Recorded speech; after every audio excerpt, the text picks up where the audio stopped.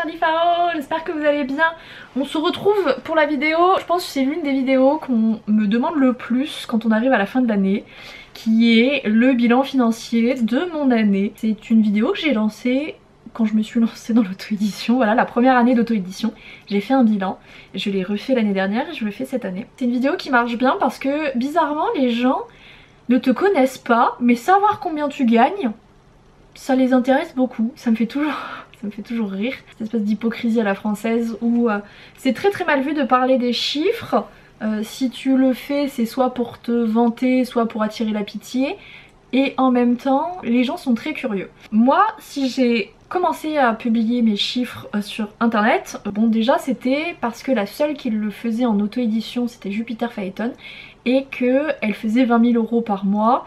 Vous allez le voir, c'est-à-dire que moi cette année je n'ai même pas fait ce qu'elle fait en un mois. Et c'est aussi pour donner un autre son de cloche parce que quand on se renseigne un petit peu sur l'auto-édition, on tombe très vite sur Jupiter parce que c'est forcément l'une des pionnières de l'auto-édition francophone. Et je pense qu'elle donne une image biaisée. Je dis pas qu'on ne peut pas très bien vivre de l'auto-édition, c'est clairement elle le prouve. Mais il y a aussi un tout autre versant de l'auto-édition en France. Je trouve que cette voie-là, on la voit un petit peu moins, donc je m'en fais un petit peu la porte-parole, sachant que, pour le coup, moi j'arrive quand même globalement à m'en tirer un salaire. Ce qui n'est pas le cas d'un tas de personnes. J'ai de plus en plus de personnes sur les réseaux qui me contactent, notamment grâce à cette chaîne YouTube, ils viennent me poser leurs questions. Il faut se rendre compte que dans la majorité des cas, c'est un peu comme sur YouTube, c'est un peu comme sur les réseaux sociaux, sur Twitch, etc. La grande majorité n'en vivront pas. La grande majorité ne fera même pas d'argent dessus, ou ne sera même pas rentable sur les sommes engagées et sur le fait de les rembourser. Donc il faut être très conscient de ça. Ça marche pour les autres, ça veut pas dire que ça va marcher pour soi. Je tiens quand même à le préciser parce qu'on espère toujours être une exception. Si c'est une exception, c'est pas un hasard, c'est parce que la norme, l'entièreté du groupe ne fait pas ça. Jupiter est une exception. Je pense que je reste quand même une exception, le fait que j'en vive me place dans un groupe beaucoup plus petit que tous ceux qui publient. Parce que moi, c'est devenu mon métier à temps plein. Ça fait 3 ans que je suis en auto-édition, ça fait à peu près 2 ans et demi que je suis à temps plein, 1 an et demi que j'en vis. Je vis de mes propres revenus dégagés par les livres. À savoir que je crois qu'en décembre j'aurai à peu près 30 bouquins publiés, qui est un énorme catalogue. C'est pas... on trouve mieux, mais globalement en auto-édition c'est pas la norme d'autant publier, ou en tout cas pas à ce rythme là en aussi peu de temps, puisque 3 ans finalement c'est assez court. Je suis là aussi pour vous donner ma version de l'auto-édition et de ce que j'ai fait comme choix pour en vivre. Ça va pas plaire à tout le monde, je l'entends. Et c'est vrai que recevoir l'avis d'inconnus qui ne m'aident pas à vivre de mon activité, je vais pas vous mentir, je m'en contrecarre le cul. Voilà, on va parler clairement. Hein. Si vous voulez chercher du politiquement correct, c'est pas non plus sur cette chaîne. Nous on dit les termes, on dit les mots. Parce que je suis pas là pour vous vendre du rêve, pour vous vendre des formations à 3000 balles et finalement la personne ne vit pas réellement de la vente de ses livres, mais de la vente de ses formations, ce genre de choses. Parce que c'est très courant sur les réseaux que des auteurs et des autrices vous disent « je vis de mon activité ». Finalement quand tu regardes un petit peu les classements Amazon et tout, tu te rends vite compte, elle pipote quelque part. Hein. C'est-à-dire que soit la personne est rentière, soit elle a une autre source de revenus, soit il y a un gentil compagnon ou une gentille compagne qui paye pas mal de factures. Moi je le dis très clairement, je suis célibataire, je paye toutes mes charges toute seule, je n'ai personne qui vient m'aider. C'est un petit topo que je suis obligée de faire parce que je suis obligée un petit peu de me protéger. Maintenant on est sur les réseaux sociaux, tout est déformé. Sur Amazon on reçoit nos virements 60 jours plus tard. C'est-à-dire que ce que vous avez fait en janvier, vous allez le toucher le dernier jour de mars. Une fois que j'ai eu les chiffres que j'ai fait en octobre, ce que j'ai fait en octobre, je vais le toucher en décembre. Donc je sais globalement ce que je vais faire sur mon année 2022. À savoir du coup que ce que j'ai touché en janvier c'était pour le mois de novembre. La première année j'ai fait 6500 €, je crois que c'était en brut. Pour rappel, le brut c'est ce que vous avez tout en haut de votre fiche de paie. Il y a des belles lignes, il y a un grand tas de lignes et il y a des sommes qui s'enlèvent. Le net, c'est la partie tout en bas, vous savez, qui est vachement différente du haut. C'est la même chose aussi quand vous êtes à votre compte. Vous avez le brut, donc ce que vous avez fait rentrer dans vos caisses. Le net, c'est une fois que vous avez sorti toutes vos charges qui vous restent réellement. Donc l'année dernière, j'étais à peu près à 22 000 € brut. Cette année, j'ai fait 16 000 € brut. Et là, tu te dis, ah putain, il y a une sacrée différence. Et oui, j'ai publié plus et pour autant, je fais rentrer dans mes caisses beaucoup moins d'argent. À savoir que ces 16 000 €, ils sont bruts. C'est-à-dire qu'il faut enlever toutes les charges. Moi j'ai fait le choix, personnellement, de dépenser le moins d'argent possible sur mes livres. Parce que je le vois sur les réseaux sociaux, il y a une tendance à vous dire qu'il faut dépenser des énormes sommes d'argent pour être légitime. Votre syndrome de l'imposteur ne disparaîtra pas même si vous mettez plus de 2000 € pour produire votre livre. Un caca avec des diamants reste un caca. Vous pouvez mettre la somme que vous voulez dans la publication de votre livre. Si votre livre il est mauvais, globalement il est mauvais, même avec 2000 € investis dedans, il restera mauvais. Parce qu'une correctrice ne s'occupe que de la partie syntaxique, grammaticale de votre roman. Vous avez aussi maintenant la possibilité, il y a pas mal de correcteurs et de correctrices qui le font, avoir un regard un peu plus critique sur votre bouquin, mais un correcteur, une correctrice, ce n'est pas un éditeur ou une éditrice. En vrai, avec l'expérience et tout, ils envoient tellement passer des bouquins, je pense qu'ils ont un avis quand même qui est plutôt juste, mais globalement, vous n'allez pas bosser de la même manière votre livre par rapport à des retours de correctrice que des retours d'éditrice. Je l'ai vu parce que moi sur Bad Girl et Binoclard, j'ai demandé une correction approfondie, donc il y avait un retour sur les personnages et tout. Et ma correctrice m'a fait du coup un paragraphe, je pense une demi-page A4, sur le bouquin. Ça n'a pas été plus loin que ça en fait. Je pense que si j'avais payé pour un retour d'une personne qui est éditrice, j'aurais pas eu le même retour. Voilà, je tiens quand même à le préciser parce que de plus en plus sur les réseaux sociaux, il y a cette tendance à vous dire que en gros vous êtes minable et nul si vous ne dépensez pas des sommes folles. Pas besoin d'être correcteur hein, pour savoir bien corriger un livre. Je pense que très clairement, un ou une prof de français peut très bien vous corriger votre livre et le faire de manière très propre. Oui, il restera peut-être des petites coquilles. Je vous rassure, même des correcteurs et des correctrices laissent passer des coquilles. Pourquoi? Parce que des fois on réécrit des phrases, on laisse un tout petit mot, un petit de, un petit et qui n'est pas censé être là, et que le correcteur et la correctrice, comme nous, reste un être humain, donc avec sa fatigue. Les correcteurs et correctrices laissent des fautes. Moi je sais que durant mes études de métier du livre, en dessous de 5 fautes, on considère que c'est globalement acceptable. Employer des gens pour faire taire votre syndrome de l'imposteur, ça fonctionnera pas des masses. En bref, j'ai trouvé des personnes qui sont mes amis, mais qui ont aussi des superbes compétences qui peuvent clairement m'aider dans l'auto-édition. J'ai quand même des charges. Ma plus grosse charge à l'heure actuelle s'appelle l'URSSAF. Et vous rentrez un chiffre comme quoi vous allez faire ce chiffre-là dans votre année, on vous met des mensualités. J'ai pas bien géré ma première mensualité, j'ai eu 250 € de mensualité en janvier ou février. J'aurais dû avoir 750 €. Les mensualités d'après étaient prévues à 750 €, donc une en avril, juillet, et la dernière devait être en octobre. En octobre, on m'avait marqué 750 €, moi ravie. 750 €, je l'ai prévu dans mon planning, dans ma trésorerie. J'ai reçu un courrier, un petit mail, le 750 € s'est transformé en 2500 €. Pourquoi? Parce qu'en fait, l'URSSAF n'a pas du tout prévenu comme d'habitude. L'URSSAF Limousin, on a un URSSAF si vous voulez dédié aux artistes auteurs parce que les URSSAF classiques avaient tellement peu notre cas que souvent ils faisaient de la merde finie. Au bout de X années, l'État s'est dit on va créer un URSSAF vraiment dédié aux artistes auteurs. Le site est codé avec le cul, très clairement. Je peux vous le dire parce que j'ai une copine qui a été testeuse pour ce site. Si vous saviez tout ce qui se passe sur ce site, ça fait vraiment peur. Vraiment, pour avoir vu du coup l'envers du décor sur le site, je sais pourquoi il merde autant, parce que il est géré, enfin les chefs qui s'en occupent sont des branquignoles, pour parler encore un peu poliment. Un enfer, un enfer. Et donc c'est vrai que l'URSSAF Limousin a juste oublié de nous prévenir que en gros quand vous étiez salarié avant c'était à N+1 et ils l'ont enlevé pour que vos impôts tombent la bonne année, et bah ils ont décidé de faire la même chose pour les artistes auteurs. Ils m'ont fait payer l'année 2020, j'avais payé 750 € sur l'année 2020 sachant que j'ai été artiste auteur à partir d'avril. Avant j'avais une auto-entreprise, je payais mes impôts tous les mois, que j'aimais bien puisque c'était un peu moins douloureux à payer. Donc jusqu'à avril mes impôts étaient payés. Fin d'année on m'avait fait payer une petite partie, donc j'avais 750 € de avril à décembre et après plus rien. Donc moi je m'étais dit que je paye pour l'année d'avant. En fait non, les 750 € que j'ai payés au cours de cette année-ci, c'était pour mon année 2022 qui n'était pas terminée, donc je leur ai donné un chiffre à peu près approximatif, je crois qu'il manque 1 ou 2000 €. Et donc du coup au moment de payer, on m'a pas dit 750 €, on m'a dit 2500 balles et on m'a dit bah tu payes quoi. Mon CDI, la boîte s'est retrouvée en redressement judiciaire faute de trésorerie, donc c'est vrai que moi de base je suis quelqu'un de très précautionneux, je fais super gaffe à l'argent et tout, j'en ai quand même pas mal manqué dans ma vie d'adulte. Donc c'est vrai que je fais très attention avec l'argent, je sais que ça peut très vite partir dans une entreprise, mais avec ce que j'ai vécu, je gardais quand même une belle trésorerie. C'est à dire que une fois que j'avais réglé toutes mes charges l'année dernière, que je m'étais versé mon salaire, il me restait cette somme je l'ai pas réinvestie ou quoi, je l'ai mis de côté en me disant on ne sait jamais.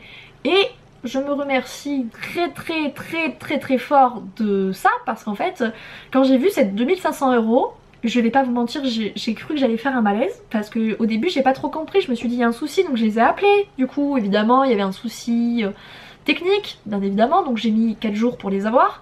Je suis tombée sur un monsieur très gentil qui m'expliquait que non, je leur devais bien 2500 balles. À ce moment là je venais juste de recevoir ma collaboration Amazon. Dans ces 16 000 €, je compte la collaboration Amazon que j'ai faite. Je vous donnerai pas la somme, même si techniquement il n'y a rien qui m'en empêche. Et vous savez, c'est comme quand vous demandez le prix d'un cadeau.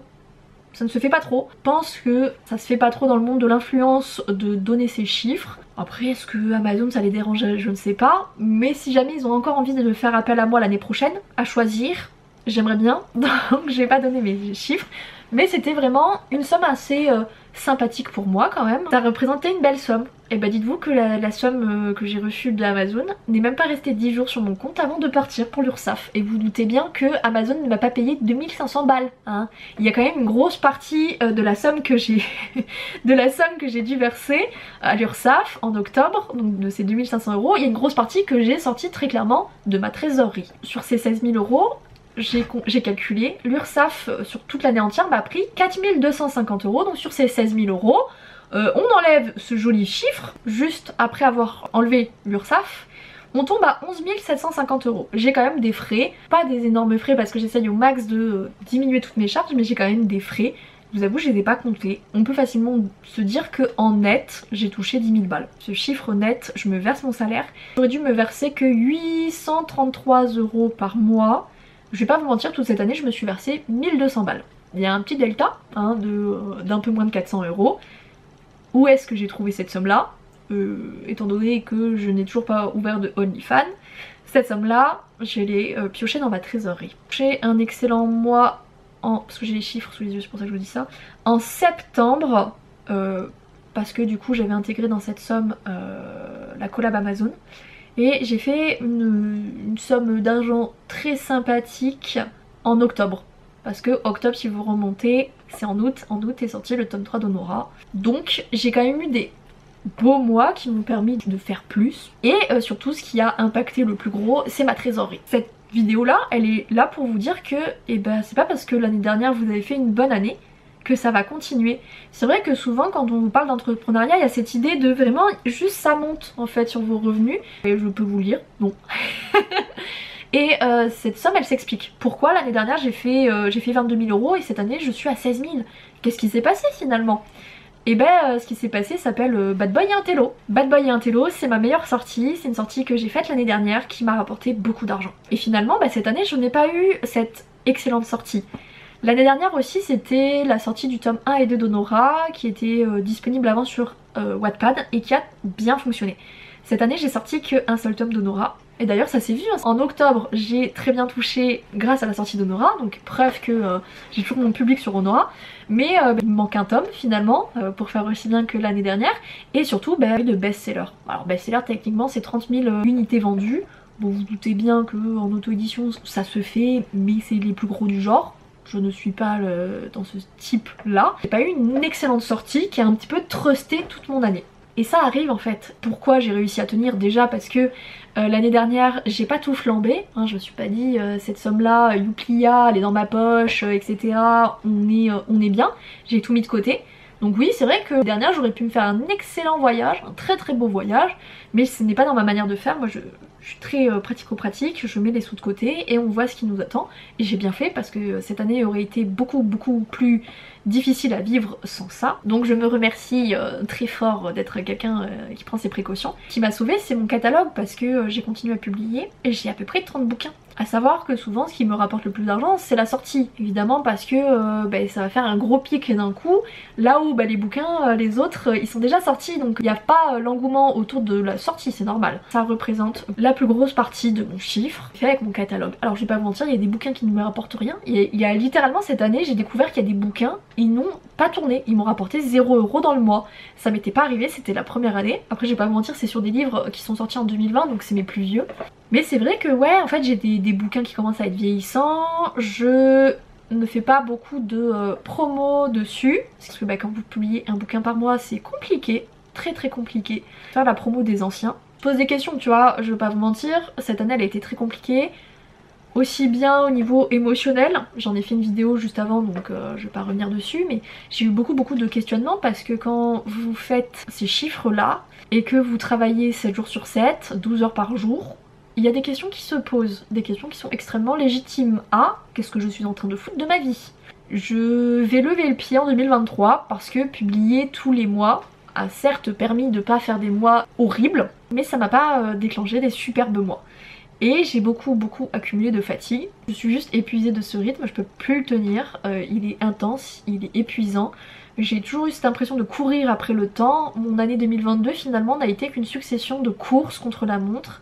J'ai 27 ans et j'ai pas envie que ma vie entière ne soit qu'une succession de courses contre la montre pour publier. Je pense qu'il y a des sorties où j'étais beaucoup moins à fond dedans parce que j'étais épuisée. Quand j'ai vu ce que certains bouquins me rapportaient, je me suis vraiment dit pour certaines sorties, t'aurais dû rien faire, t'aurais dû te reposer, ça aurait été beaucoup plus productif finalement. J'ai appris de mes erreurs et c'est ça le truc cool, que 2023 va être un peu charnière.